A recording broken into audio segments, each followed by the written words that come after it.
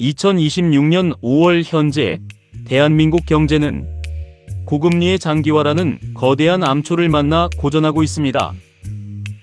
시중은행의 대출 문턱은 갈수록 높아지고 가계 부채의 질은 악화일로를 걷고 있습니다. 상황이 이렇다 보니 당장 급전이 필요한 이들이 마지막으로 기대를 거는 곳은 금융기관이 아니라 나를 잘 아는 주변 지인들입니다. 하지만 바로 이 지점에서 우리는 관계의 가장 위험한 도박을 시작하게 됩니다. 통계에 따르면 지인 간 금전 거래 이후 관계가 완전히 단절되는 비율은 60%를 넘어섰습니다. 돈을 갚았느냐 아니냐의 문제보다 더 본질적인 인간 심리의 파괴적 속성이 작동하기 때문입니다. 우선 우리가 이해해야 할 핵심은 돈을 빌려주는 행위가 결코 순수한 호의로만 남지 않는다는 사실입니다. 돈을 빌려준 사람은 선의를 베풀었다고 믿지만 그 돈이 건네지는 찰나 두 사람 사이에 대등했던 수평선은 무너집니다. 심리학적으로 인간은 누군가에게 큰 은혜를 입었을 때 감사함과 동시에 극심한 부채의식을 느낍니다. 특히 지금처럼 생존이 팍팍한 2026년의 경제 구조 안에서 누군가에게 빚을 졌다는 사실은 단순한 미안함을 넘어 자신의 무능력을 매일 확인해야 하는 고통스러운 자극이 됩니다. 실제로 돈을 빌린 채무자의 뇌는 이 스트레스를 해결하기 위해 아주 기묘한 방어 기제를 가동합니다. 처음에는 진심으로 고마워하며 조만간 갚겠다고 다짐합니다. 하지만 시간이 흐를수록 돈을 빌려준 사람의 연락, 심지어는 그 사람의 SNS 프로필 사진만 봐도 심박수가 치솟고 불쾌한 감정이 올라옵니다. 상대방이 독촉하지 않아도 마찬가지입니다. 그 존재 자체가 나에게 빚이라는 부정적인 상황을 환기시키기 때문입니다. 결국 인간은 이 불쾌감을 제거하기 위해 아주 비겁하지만 본능적인 선택을 합니다. 바로 불편한 자극의 원인인 상대방을 피하거나 아예 관계를 끊어버리는 방식입니다. 여기서 더 나아가면 상황은 더 비극적으로 변합니다. 이른바 인지부조화의 단계에 진입하는 것입니다. 돈을 갚지 못하고 있는 자신의 정당성을 확보하기 위해 뇌는 빌려준 사람을 공격적인 시각으로 바라보기 시작합니다. 저 사람은 돈이 많으니까 이 정도는 기다려줄 수 있는 거 아니야? 사실 예전부터 나를 은근히 무시했었지라며 상대방을 나쁜 사람으로 규정해버립니다. 호의를 베푼 사람은 가만히 앉아있다가 순식간에 인색하고 무례한 사람으로 낙인 찍히는 겁니다. 이것이 바로 금전거래가 10년 우정을 단 몇 달 만에 악연으로 뒤바꾸는 심리적 메커니즘의 실체입니다. 우리는 흔히 돈 때문에 사람을 잃는다고 말하지만 정확히 말하면 돈이 만든 심리적 위계 때문에 사람을 잃는 것입니다. 2026년의 각박한 현실 속에서 호의라는 이름으로 건네진 돈은 때로는 상대방의 목을 조르는 가장 잔인한 밧줄이 되기도 합니다. 돈은 숫자로 이동하지만 그 숫자가 머문 자리에는 관계의 대등함을 갉아먹는 치명적인 독소가 남습니다. 이제 우리는 이 독소가 우리의 일상적인 행동과 대화 속에서 어떤 식으로 갑을 관계를 형성하고 결국 서로를 어떻게 파멸로 몰아넣는지 그 구체적인 행동 양상들을 파헤쳐 보아야 합니다. 돈이 오가는 순간 두 사람을 지탱하던 가장 중요한 바닥인 평등의 가파른 경사가 생깁니다. 금전 거래가 발생하기 전까지 두 사람은 서로의 의견에 반박하고 취향을 공유하며 때로는 사소한 일로 다투기도 하는 대등한 관계였습니다. 하지만 채무 관계가 형성된 직후부터 이러한 일상의 균형은 급격히 무너집니다. 빌려준 사람이 갑의 위치에 서고 빌린 사람이 을의 위치로 추락하는 이른바 심리적 계급이 고착화되는 것입니다. 이 계급은 명시적인 직급이나 서열이 아닙니다. 오히려 아주 사소하고 일상적인 행동의 변화에서 그 잔인한 실체가 드러납니다. 대표적인 것이 바로 메뉴 선택의 자유입니다. 이전에는 각자 먹고 싶은 음식을 당당하게 주장하던 두 사람이었지만 돈을 빌린 사람은 이제 메뉴판을 앞에 두고 상대방의 눈치를 살피기 시작합니다. 혹여나 비싼 음식을 골랐을 때 상대방이 내 돈은 안 갚으면서 이런 비싼 걸 먹나? 라고 생각하지 않을지 자기 검열에 빠지기 때문입니다. 이는 단순한 배려를 넘어 자신의 소비 권리를 상대방의 판단에 맡겨버리는 자발적 복종의 시작입니다. 대화의 주도권 역시 심각하게 왜곡됩니다. 건강한 관계에서는 서로의 의견이 다를 때 논쟁을 통해 합의점에 도달하지만 그 을의 위치에 선 채무자는 어느 순간부터 상대방의 의견에 무조건적으로 동의하거나 침묵을 선택합니다. 자신의 의견을 강하게 피력하는 행위 자체가 상대방에게 건방지게 비춰질까봐 두려워하는 것입니다. 반대로 돈을 빌려준 사람은 자신도 모르게 내가 도와줬으니 이 정도는 맞춰줘야 한다는 보상 심리가 작동합니다. 상대방의 개인적인 생활이나 결정에 대해 이전보다 더 쉽게 간섭하고 자신의 조언을 권고가 아닌 지시처럼 전달하게 됩니다. 더 큰 문제는 이러한 위계 질서가 디지털 공간에서도 그대로 이어진다는 점입니다. 메시지의 답장 속도 하나에도 의미를 부여하게 되고 SNS에 올리는 일상적인 사진조차 검열의 대상이 됩니다.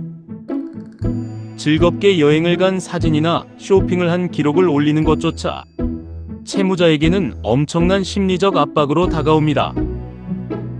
빌려준 사람이 그 사진을 보고 어떤 생각을 할지 상상하는 것만으로도 일상의 자유는 박탈당합니다. 이러한 비대칭적 관계는 결국 두 사람 모두를 지치게 만듭니다. 빌린 사람은 만남 자체가 고역이 되고 빌려준 사람은 상대방의 조심스러운 태도에서 오는 어색함 때문에 예전 같은 유대감을 느끼지 못합니다. 겉으로는 여전히 괜찮다, 천천히 갚아라라며 미소를 짓고 있지만 속으로는 이미 서로를 대등한 인간으로 보지 않게 된 것입니다. 우정의 핵심이었던 눈치 보지 않아도 되는 편안함이 사라진 자리에 상대방의 기분을 살피는 피로감만 남게 됩니다. 결국 한번 기울어진 관계의 운동장은 돈을 갚는다고 해서 즉시 수평을 회복하지 않습니다. 돈이 오갔다는 기억, 그리고 그 과정에서 서로가 느꼈던 위계의 경험은 앙금처럼 남아 관계의 배경으로 깔리게 됩니다. 수평적이어야 할 인간관계에 자본이라는 수직적 잣대가 개입될 때 우리가 얻는 것은 일시적인 경제적 해갈일지 모르나 잃는 것은 평생을 함께할 수 있었던 대등한 동반자입니다. 우리는 이제 이 보이지 않는 계급장이 가장 친밀해야 할 영역인 가족 안에서는 또 어떤 변칙적인 모습으로 나타나는지 살펴봐야 합니다. 가장 친밀한 관계인 가족과 지인 사이에서 발생하는 금전거래는 흔히 성역으로 취급됩니다. 남들처럼 각박하게 굴지 말자는 정서적 합의가 우선시되기 때문입니다. 하지만 현실은 냉혹합니다. 명확한 선이 없는 호의는 오히려 관계의 골든타임을 갉아먹는 가장 위험한 변수가 됩니다. 특히 최근에는 가족 간의 자금 흐름을 단순한 증여로 보지 않고 철저히 사실관계에 따라 과세하려는 세무당국의 감시망이 그 어느 때보다 촘촘해졌습니다. 이제 가족끼리 빌려줄 수도 있지라는 말은 감정적인 위안일 뿐 법적 경제적 리스크로부터 우리를 지켜주지 못합니다. 문제의 핵심은 금전이 오가는 순간 상대방의 삶에 대한 지분이 생겼다고 착각하는 데서 시작됩니다. 부모가 자녀의 독립 자금을 지원하거나 형제간의 사업 자금을 대여할 때 돈을 내준 쪽은 은연중에 발언권의 강화를 기대합니다. 자녀의 소비 패턴이나 주거 형태, 심지어는 배우자와의 관계에 대해서도 내가 도와준 돈이 들어갔으니 이 정도 말은 할 수 있다는 권리의식이 생겨나는 것입니다. 이는 도움을 받은 쪽에게 심리적 억압으로 작용하며 고마움이 원망으로 바뀌는 결정적인 계기가 됩니다. 특히 가족 안에서의 돈은 단순한 경제적 가치를 넘어 통제의 수단으로 변질되기 쉽습니다. 빌려준 쪽은 상대방의 사생활을 간섭하는 행위를 걱정이라는 단어로 포장하지만 그 본질은 채무를 매개로 상대의 자율성을 침해하는 권력 행사입니다. 반대로 빌린 쪽은 명절이나 집안 행사에서 당당하게 자기 목소리를 내지 못하게 됩니다. 도움을 받았다는 이유만으로 부당한 요구에도 침묵하게 되고, 이러한 억압된 감정은 시간이 지나며 가족 전체의 화목을 깨뜨리는 시한폭탄이 됩니다. 한국 사회 특유의 흐릿한 경계 설정은 이 갈등을 더 증폭시킵니다. 서구권에서는 가까운 사이일수록 차용증을 쓰고 이자율을 명시하는 것을 서로의 관계를 보호하는 안전장치로 여기는 문화가 보편적입니다. 하지만 우리 사회에서는 여전히 이러한 절차를 야박한 행동이나 불신의 상징으로 치부하곤 합니다. 결과적으로 계약의 부재는 해석의 차이를 낳습니다. 빌려준 쪽은 최대한 빨리 갚겠지라고 기대하고, 빌린 쪽은 가족이니까 사정이 나아질 때까지 기다려주겠지라며 서로 다른 그림을 그린 채 시간이 흐릅니다. 서로가 서로의 선의를 믿는다고 말하지만 실제로는 그 선의 뒤에 숨은 기대의 불일치가 관계를 천천히 죽이고 있는 셈입니다. 이러한 동상이몽이 지속되면 관계에는 지울 수 없는 기억의 흉터가 남습니다. 돈을 갚는다고 해서 모든 것이 해결되지 않는 이유가 바로 여기에 있습니다.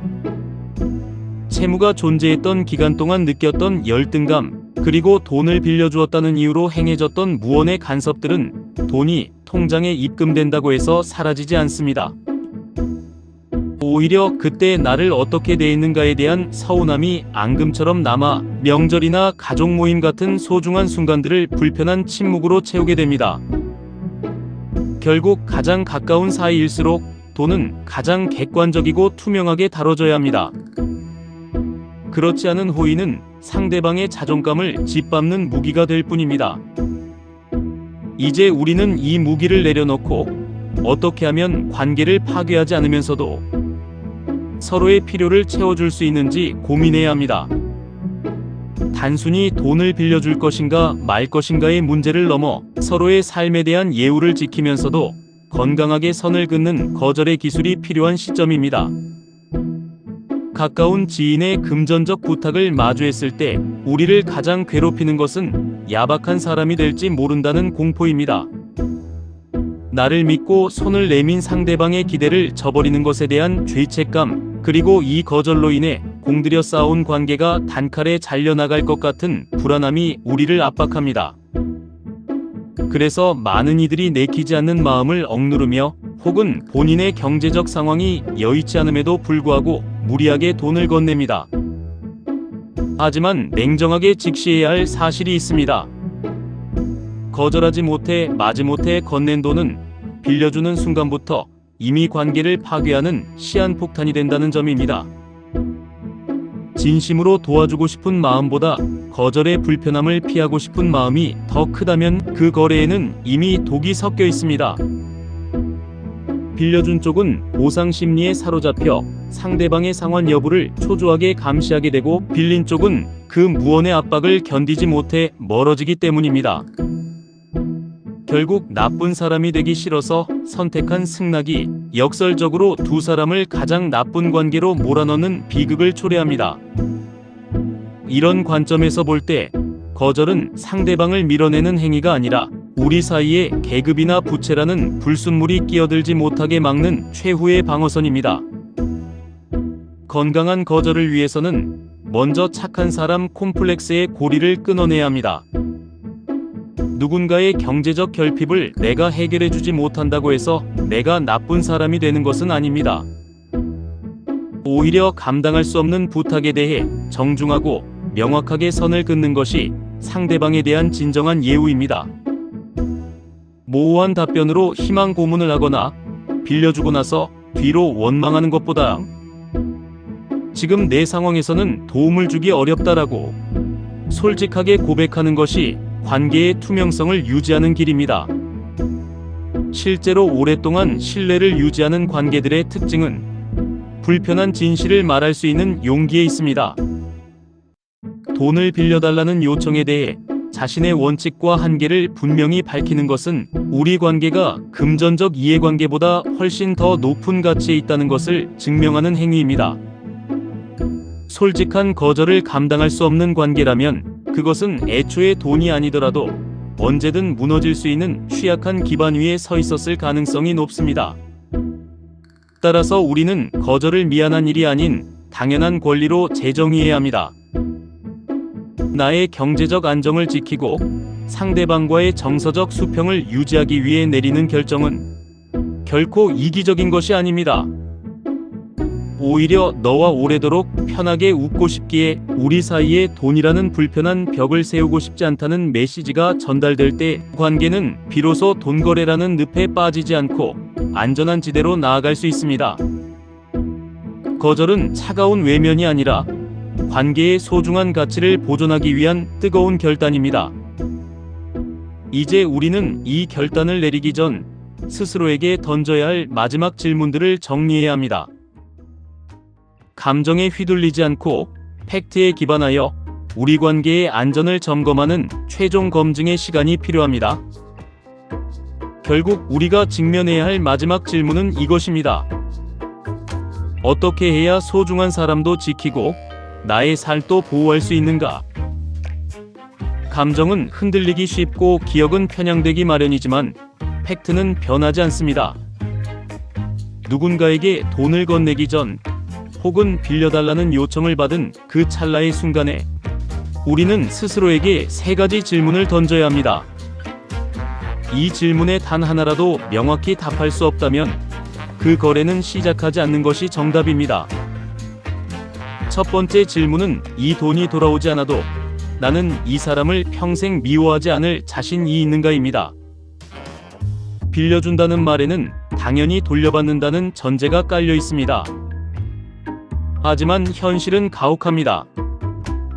상대방의 상황이 악화되거나 예상치 못한 변수가 생겨 약속이 흐릿해지는 경우는 비일비재합니다. 만약 이 돈을 잃었을 때 상대방의 인격까지 미워하게 될 것 같다면 처음부터 빌려주지 않는 것이 오히려 관계를 지키는 길입니다. 반대로 감당 가능한 금액이라면 마음속으로 아예 줬다고 정리하고 건네십시오. 빌려준 돈과 선물한 돈은 심리적으로 완전히 다르게 작동합니다. 기대가 없으면 서운함도 없고 서운함이 없어야 관계의 수평이 유지됩니다. 두 번째 질문은 우리의 거래가 객관적인 기록으로 남을 만큼 투명한가입니다. 2026년 현재 모바일 메신저의 대화 기록이나 송금 내역은 법적으로 강력한 증거 효력을 갖습니다. 가까운 사이일수록 차용증을 쓰거나 상환 일정을 메시지로 확약받는 것을 기피하지만 이는 서로를 못 믿어서가 아니라 나중에 생길 오해를 방지하기 위한 최소한의 예의입니다. 조건을 명확히 하는 과정에서 생기는 짧은 불편함이 나중에 겪게 될 긴 고통보다 훨씬 저렴한 비용임을 깨달아야 합니다. 명확한 규칙이 없는 호의는 결국 오해라는 독소로 변질될 뿐입니다. 마지막 세 번째 질문은 상대방의 필요가 정당하며 내가 그 상황을 충분히 이해하고 있는가입니다. 거절했을 때의 불편함을 피하기 위해 혹은 상대방의 구체적인 사정도 모른 채 등 떠밀리듯 건네는 돈은 반드시 후회를 남깁니다. 상대의 상황이 정말 일시적인 위기인지 아니면 반복되는 무책임의 결과인지를 냉정하게 판단해야 합니다. 진정한 도움은 상대방의 문제를 대신 해결해주는 것이 아니라 그가 스스로 일어설 수 있는 객관적인 거리를 유지해주는 데서 나옵니다. 우리는 흔히 돈보다 관계가 먼저라고 말합니다. 하지만 그 말을 실천하기 위해 가장 먼저 해야 할 일은 역설적이게도 돈 이야기를 피하지 않는 것입니다. 친하다는 이유로 침묵하고 믿는다는 이유로 방치하는 사이, 우리 사이의 우정은 숫자의 늪에 빠져 허우적대게 됩니다. 돈은 잃으면 다시 벌 수 있는 기회가 있지만 돈 때문에 한번 비틀린 관계의 기억은 그 어떤 기술과 자본으로도 복구할 수 없는 가장 비싼 상실입니다. 숫자는 차갑지만 관계는 뜨거워야 합니다. 그리고 그 관계의 온도를 지키는 힘은 막연한 호의가 아니라 서로의 한계를 존중하고 투명하게 소통하는 정직함에서 나옵니다. 오늘 우리가 나눈 이 심리의 수사 기록들이 여러분의 소중한 인연을 지키는 단단한 방패가 되기를 바랍니다.